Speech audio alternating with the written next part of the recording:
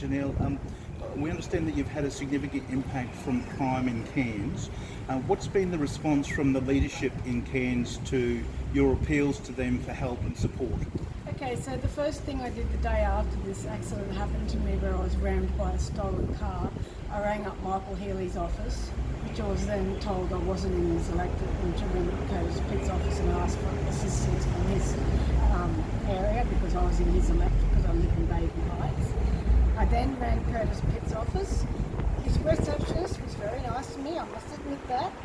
Very courteous to me, said they'd offer any help or any support that I needed. I asked to speak to him for 5 minutes. That's all I wanted of his time, was to voice my opinion and concern that I have about what's going on in our community with all these kids getting around stealing cars. I was then told Curtis didn't have any time to speak to me, not even 5 minutes. My response to that was, Curtis, when it comes time for election, I don't have time to vote for you either, sorry. Janelle, I understand your anger and frustration, and the community feels that with you. Can you just tell us a bit about the actual story as to what the actual impact from crime was in your life? Absolutely. I'll start from the beginning.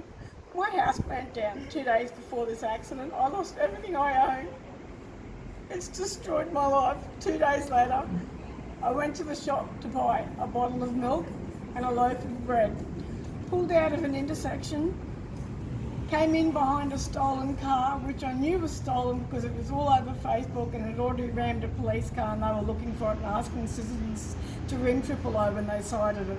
I then pulled over to the side of the road and asked the two boys that were in the car with me to ring triple O because there was a stolen car in front of us. We then pulled to the side of the road and rang triple O. We then waited quite a distance behind this car.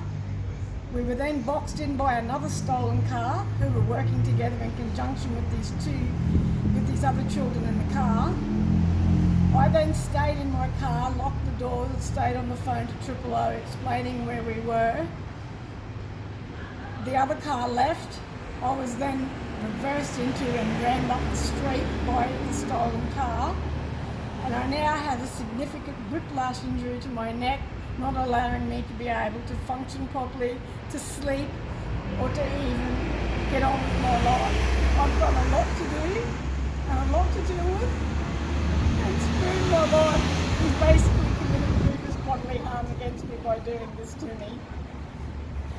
Janelle, thank you very much for sharing that story.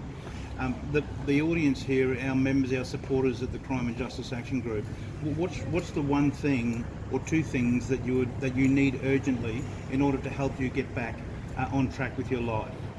I need these politicians to start doing something. Don't just sit back and pretend it's not happening. Get up here, get off your asses and start doing something.